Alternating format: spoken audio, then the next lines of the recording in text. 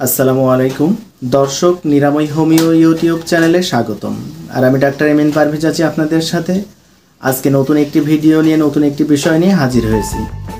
দর্শক, আপনি কি পায়খানার সময় রক্ত পড়া, ব্যথা বা চুলকানিতে ভুগছেন? তাহলে আপনি সম্ভবত পাইলস বা হারিস বাইর হওয়া সমস্যায় ভুগছেন। আজকে আমি আলোচনা করব পাইলস কি, এর কারণ, লক্ষণ এবং হোমিওপ্যাথিতে এর কার্যকর মেডিসিন সম্পর্কে এবং এটির সঠিক ব্যবহার সম্পর্কে।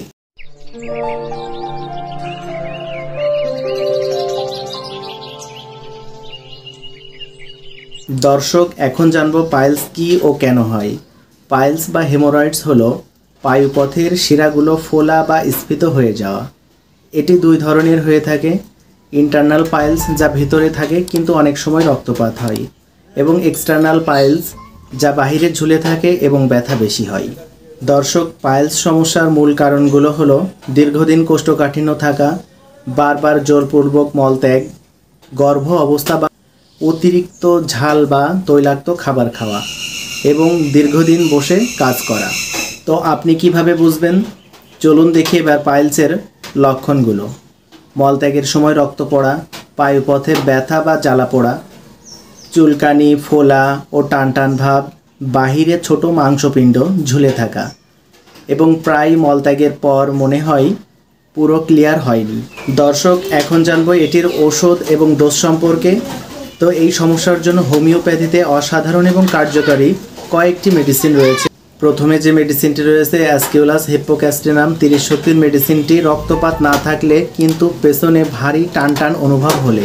এরপর যে মেডিসিনটি রয়েছে সেটি হচ্ছে হ্যামামেলিস 30 শক্তির মেডিসিনটি পায়খানার সময় বা পরে প্রচুর পরিমাণ রক্তপাত হলে, রক্ত পাতলা বা গাঢ় লাল হলে। এরপর যে মেডিসিনটি রয়েছে সেটি হচ্ছে নাক্স ভূমিকা 30 শক্তির মেডিসিন যদি কোষ্ঠকাঠিন্য থাকে, মলত্যাগের আগে জোর করতে হয়, মানসিক চাপ থাকে, মেজাজ খিটখিটে থাকে। এরপর যে মেডিসিনটি রয়েছে সেটি হচ্ছে অ্যালোসোকোট্রিনা 30 শক্তির মেডিসিনটি যদি ডায়রিয়ার পর পাইলস বেড়ে যায় এবং বাহিরে ঝুলে থাকে আর চুলকায়। এরপর যে মেডিসিনটি রয়েছে সেটি হচ্ছে সালফার 200 শক্তির মেডিসিন যারা দীর্ঘদিন ধরে পাইলসের সমস্যায় ভুগছেন, চুলকানি এবং জ্বালাপোড়া বেশি, তাদের জন্য খুবই উপকারী। তো দর্শক, এখন পর্যন্ত যেই 30 শক্তির মেডিসিনগুলোর কথা বললাম সেটি দিনে 2 বার 3 থেকে 4 ফোঁটা করে সামান্য পানি সহ অথবা সরাসরি খেতে পারেন, এবং সালফার 200 শক্তির মেডিসিনটি সপ্তাহে 1 বার খেতে পারেন।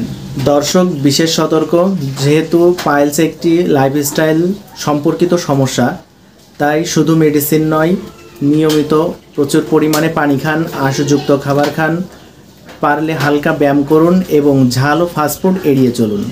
আর হ্যাঁ, কোনো ওষুধ শুরু করার পূর্বে আপনার লক্ষণগুলো মিলিয়ে নিন। আর এমন কার্যকারী হোমিওপ্যাথি চিকিৎসা পেতে চ্যানেলটি সাবস্ক্রাইব করে পাশে থাকুন। দেখা হবে আবার কোনো নতুন ভিডিও নিয়ে, নতুন বিষয় নিয়ে। আল্লাহ হাফেজ।